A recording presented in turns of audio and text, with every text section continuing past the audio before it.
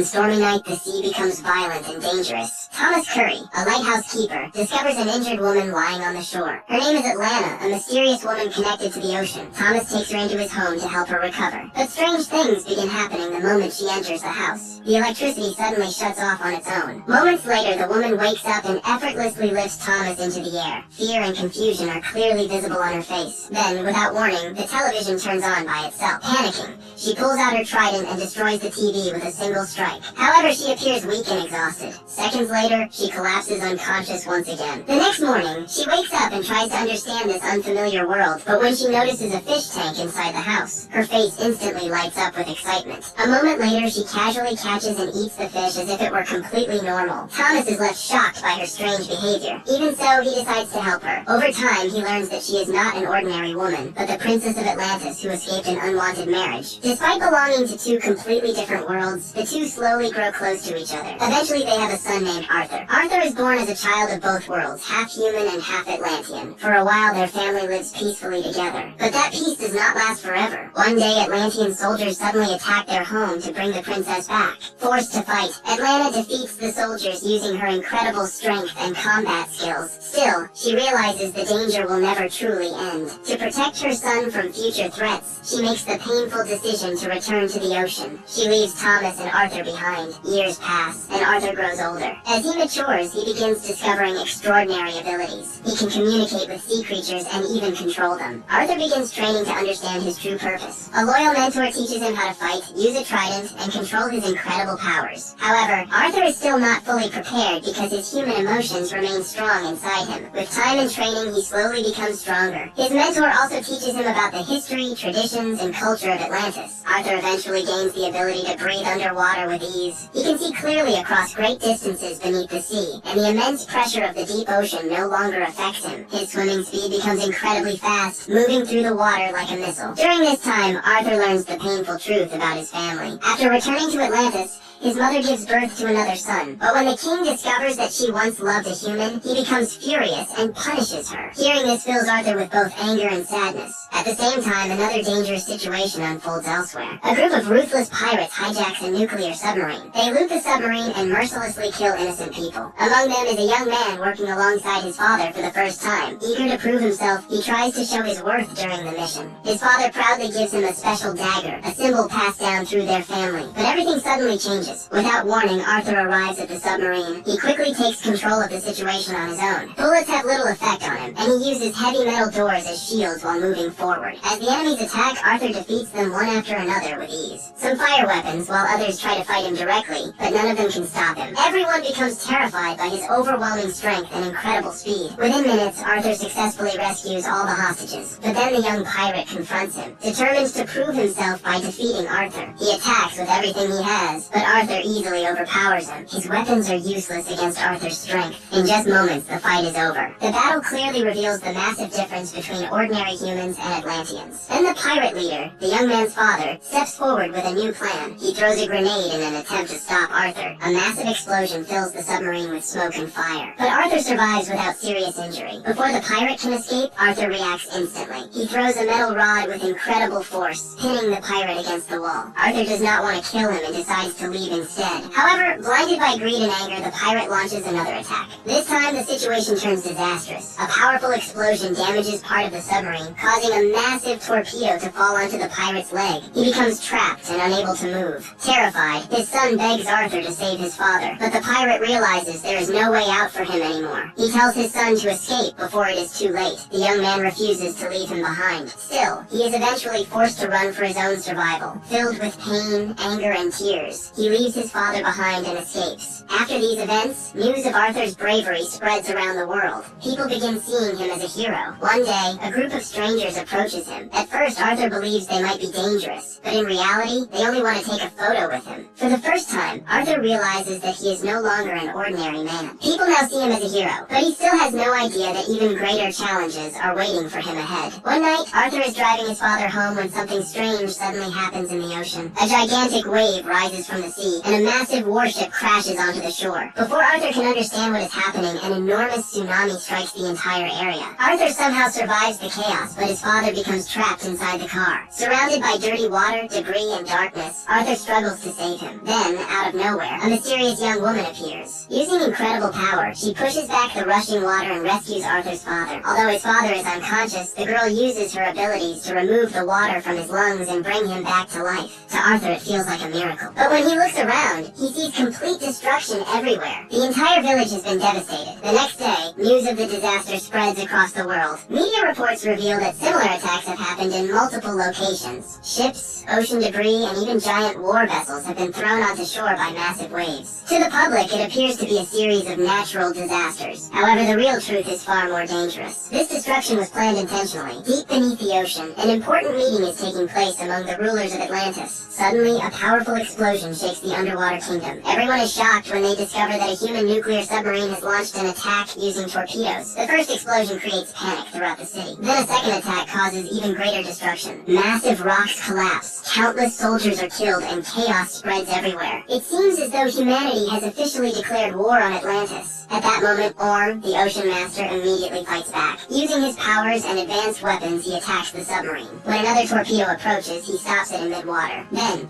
using the power of his trident, he completely destroys the submarine. The rulers of the other underwater kingdoms are stunned by what they witness. They begin believing that humans are now enemies of the sea, but the truth is completely different. The entire attack was secretly planned by Orm himself. He had hired pirates to create the conflict and manipulate the other kingdoms into hating humanity. His real goal is far greater than simply ruling the ocean. Orm wants to conquer the entire world. This is why a princess seeks out Arthur. She reveals the truth and explains that only he can stop the coming war. Arthur carries the blood of both humans and Atlanteans, making him the bridge between the two worlds. Now Arthur faces an important choice. Will he fight against his own brother to stop the war, or will he allow the world to fall into destruction? Arthur finally travels with the princess toward the hidden underwater kingdom. When he arrives in Atlantis, he is left speechless. Everywhere he looks, he sees advanced technology, glowing structures, and a civilization far beyond anything on the surface world. The city is protected by powerful security systems and surrounded by a massive energy shield. Without permission, entering Atlantis is nearly impossible. However, the princess has special permission, allowing both of them to enter Atlantis without difficulty. Soon, they arrive at an ancient sunken ship protected by powerful magic. Their mentor is already waiting for them there. He explains that the only way to stop Orm is to find the lost golden trident, the legendary weapon that holds the true authority over the Seven Sea Kingdoms. While the three discuss their plan, a sudden attack takes place. Arthur's arrival has not gone unnoticed, and enemy soldiers quickly surround them. Arthur immediately fights back and defeats the guards one after another. But the danger does not end there. Soon, elite soldiers wearing powerful red armor enter the battle. They are far stronger and more dangerous than the previous guards. Their presence alone creates an intense and frightening atmosphere. Even so, Arthur refuses to surrender. He fights with everything he has and counters their attacks with great determination. Despite his efforts, Arthur is eventually overwhelmed. After taking several powerful hits, he falls unconscious. Meanwhile, the princess secretly escapes to search for help. When Arthur wakes up, he discovers that he has been chained and imprisoned. Standing before him is his brother Orm, now officially crowned as king. The two brothers begin arguing fiercely. Filled with anger, Arthur challenges Orm to a direct duel. Many people expect Orm to refuse the challenge, but he accepts immediately. He wants to defeat Arthur publicly and prove his superiority to everyone. The winner of the duel will be recognized as the true champion. As Orm enters the arena, the crowd erupts with cheers and support for their king. But when Arthur appears, the audience insults him and calls him a traitor and an outsider. From the very beginning, it becomes clear that this fight is not only about strength, but also about honor and acceptance. The battle begins, and Orm quickly takes control of the fight. Having spent his entire life underwater, he holds a major advantage in combat beneath the sea. Every attack from Orm carries tremendous force. Arthur struggles to keep up and slowly begins losing strength. After a fierce exchange, Orm lands a devastating blow that throws Arthur out of the arena. Just as Orm prepares to finish the fight, the situation suddenly changes. A powerful current rushes through the water and pushes Orm away. The princess has intervened to rescue Arthur. After escaping, Arthur and Mira uncover an important clue connected to the golden trident. Together they begin a dangerous journey to find the legendary weapon. Their first destination is the hidden ruins of ancient Atlantis beneath the Sahara Desert. There they encounter the spirit of an ancient king,